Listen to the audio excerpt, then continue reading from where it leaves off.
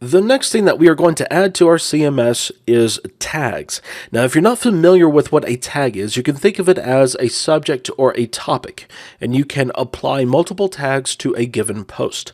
So let's say that we have a post that talks about C#, ASP.NET, and SQL Server. Well, if we have tags for C#, ASP.NET, and SQL Server, we can apply those tags to that given post. And then we can view all of the posts that are related to a given tag. So it's kind of like a category, but not really. So in this lesson, we are going to set up all of the boilerplate stuff. We need a way of creating, editing, and deleting tags, and we also eventually want to tie posts to a tag. Now, we're not going to do that latter part until another lesson. In this lesson, we're just going to set up the creation, editing, deleting, and basically everything else that we did with our posts. So that means we need a repository, we need an HTTP handler, as well as a CSHTML file that gives us the user interface for those functions. So let's first of all create our database table that's going to contain our tags. So in Management Studio, right-click on Tables underneath the Simple CMS database, and we want to create a new table. The first column is going to be ID. The type will be an integer, and since this is going to be the ID or the identity, we do not want to allow nulls. Let's go ahead and set this as the primary key of the table. Let's also change the identity specification option from no to yes. The other column that we want is the name. This is going to be the user-friendly name itself. So if we have a tag for C#, it's going to be actually the letter C and then the pound sign. So this is going to be a string of characters. And really, we don't need any more than 25. If we have tags that are more than 25 characters long, then there's something wrong there. So let's make this a varchar of 25. Let's make this an invarchar because I think we used invarchar in the posts table, and this is just going to keep that uniform. Let's also remove the ability to set null for this column because every tag should have a name. Likewise, every tag needs a URL friendly name. This is kind of like the slug, except that it is for a tag. Because, like, for example, if we have a tag for C#, well, the pound sign really isn't URL friendly. So we can call this URL friendly name. And we can call it whatever we want because the user is not going to see this name. So as long as it's something that's easy for us to remember and type, then that will be fine. And you can make the argument that this really isn't easy to type, but I can't really think of anything else for it. So let's make this an invarchar of 30. We really shouldn't need 30. In fact, let's just make it 25 as well. Because, if we have any white space, we're going to remove the white space and replace it with dashes. And if there's any non-URL friendly characters, then we can just remove those. So basically, we're only going to have alphanumeric characters plus the dash. And we don't want that to be null either. So let's save this table. We will call it tags, and then we have our database table for our tags. Now, in another lesson, we're going to create another table that's going to be our linking table. It's going to link the posts to their tags, but once again, we will get to that at a later time. So now that we have our database table, let's go to Visual Studio, and we can start in a variety of places. We can create the CSHTML file, or we can start with the handler for our tags, but I want to start with the repository because everything that we are going to do is going to be related in some way to accessing data on the database. So we can actually copy our post repository and paste it back inside of our data folder. And then we can change the name of the file from post repository-copy to tag repository. The reason why I'm doing this is because a lot of this logic is going to be reused, and there's really no need to retype everything. So let's go to our tag repository now. Let's change the class name to tag repository. The connection string is still going to be the same, so we will leave that alone. We will have a get method with the ID. That's pretty much what we want there. And we want to select all from tags where the ID is equal to the given value. And we're done with that get method. We can also reuse this get method with a slug, except let's change this to friendly name. And that way we can query our database based upon this friendly name. So we want to select all from tags where URL friendly name is equal to the value of friendly name. And that's all that we need to do for that get method. For the get all method, we want to select all from tags. We still want this order by parameter, and really we are eventually going to need to select the tags with a given criteria. So let's go ahead and let's add a where clause. We will initialize it as null, so this will be an optional parameter. And we want to check to see if there is a value for where. So if not, string is null or empty, and we want to check where, then we will add that where clause to our SQL. So let's not forget the where clause like I did previously for the order by, and then we will simply concatenate whatever is specified for where, and everything else should be fine there. So now we need the add method, and you know what? I really don't know what we need for the add method. Well, actually we do. We need the name, so let's change title to name, and we also need the friendly name. And that's really it. We can get rid of all of the other parameters, and we simply want to insert this information into the tags table. We want the columns to be name and URL friendly name. We don't need these other columns, so we can get rid of those. And for the values, we only need the 0 and the 1 parameter, so we can get rid of everything else there. And then for the values that we pass to the execute method, we want to pass name as well as friendly name, and everything else can just go away. So we have our add method. The edit method is going to follow the same pattern. We will rename title to name and content to friendly name, and then we will get rid of all of the other parameters. We also need to change the SQL statement. We want to update tags. We want to set name equal to the 0 parameter. Then we want to update the URL friendly name. And casing doesn't matter whenever you are writing SQL statements because SQL is case insensitive, but I like to keep things as they appear. So let's get rid of content equals to @1. We no longer need the date published and all of that wonderful stuff. We do, however, need the where clause. So let's change this parameter number to 2 because we have 0, 1, and then 2. And then we need to change the values that we pass to the execute method. So we have name, we have friendly name, and then we have ID. And we will get rid of everything else. And then finally for the remove, we want to delete from tags where the URL friendly name is equal to whatever was specified by the parameter. Let's rename this to friendly name. And there we have our repository. That's one of the things that I really like about dynamic in .NET. If you buy into complete dynamic, then whenever you want to reuse a chunk of code, you can do that. You don't have to create any more entity classes or anything like that. You can just go in, change whatever you need to change, and then you're done. Well, let's move on to the handler. Now we have our post handler, and we can kind of do the same thing that we did with the repository. We can copy and paste our post handler and rename it to tag handler. And then we just need to make the necessary modifications. So first of all, we want to change the name from post handler to tag handler. We also need to change the constructor name to tag handler.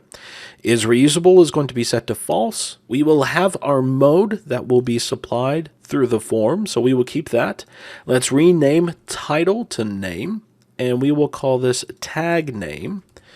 And for the content, we will set this to friendly name, and in the form, we will call it tag friendly name. Let's get rid of the slug variable because we do not need that.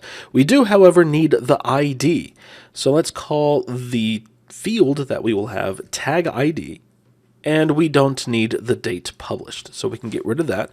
We should be doing the same thing for the friendly name that we did with the slug. So if the friendly name was not supplied, then we want to generate our own friendly name. So we will change the create slug method to create tag or friendly name or whatever we want to call it. So we can go ahead and set friendly name equal to create slug, and we will pass in the name. Then if the mode is edit, we want to edit tag. We will pass in the ID, the name, and the friendly name, and get rid of all of the other parameters. If the mode is new, we will call a method called create tag. We will pass in the name and the friendly name and get rid of everything else. And if it's delete, then we will simply delete the tag. So we will call the method delete tag, and we will pass in friendly name.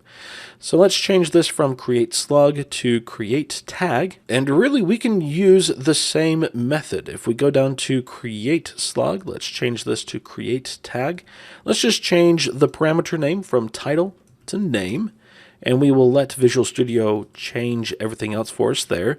We want to set everything to a lowercase, replace spaces with a dash, and then remove anything that is not alphanumeric or the dash. So that is going to work just fine for us. Let's change the delete post method to delete tag.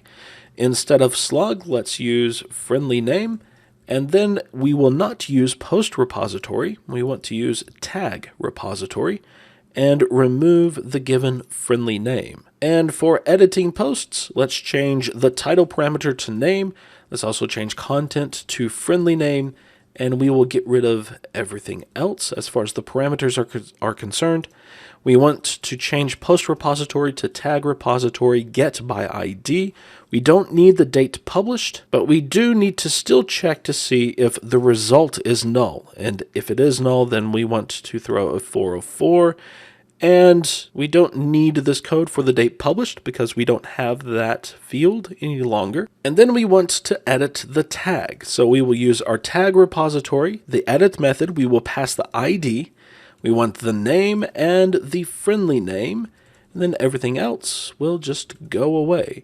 And we should no longer see any red squigglies there. Okay, so finally we have create post. Let's change this to create tag. And did we change that to edit tag? No, we didn't. So we want to change edit post to edit tag. Okay, so create tag, we have string name, and then friendly name. We will get rid of everything else. And kind of like the posts slug, the tag's friendly name is kind of a primary key.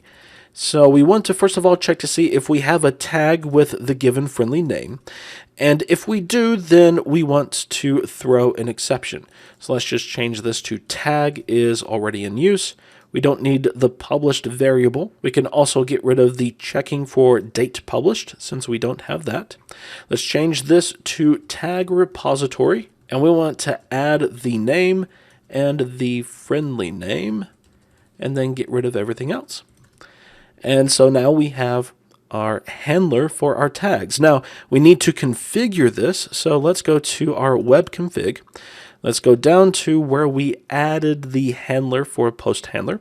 So let's just copy that code and paste it in. We want to remove any tag handler that we may have, and then we want to add it. We'll call it tag handler. The type is tag handler. And for post requests, we will call this tag.ashx. Now let's create a class called tag, and it's going to be representative of our post class. So in fact, let's just copy our post.cs, let's paste it, and let's rename it to tag.cs. We of course want to change the name of the class. So let's change the comment there to tag. The class name will be tag. The constructor name will be tag. We still want the web page rendering base, so we will have that. And for the mode, we still want to get all of that information. For the slug, let's change this to friendly name, and we will reuse that same logic. For the current, we want to use the tag repository, and we want to use the friendly name here. And instead of creating a new post object, we want to create a tag object. So let's change the name of this method. We want to create an expando object. We have an ID of 0. We want the name set to an empty string, and we want URL friendly name set to an empty string, and then we don't need anything else. Then we will return that object. And so now we've replicated just about everything except our CS.html file. So let's copy that and let's paste it. Let's change it from post-copy to tag.cshtml. We still want to use this admin layout. The title goes here. Let's just call this tag management. And we didn't set anything there for post.cshtml, did we? Let's call this post management and get rid of everything else. Okay, so back inside of tag.cshtml, the mode is going to be set to tag.mode. And let's get rid of that comment. If mode is empty, then we want to get the current tag. So we are going to have a form. Let's just call it tag, and it will post to our admin/tag.ashx. We need the hidden field for the mode. We need the hidden field for the tag ID. We need to change this post variable to tag, and we need to change title to name and content to URL friendly name. And really, we can just call this friendly name.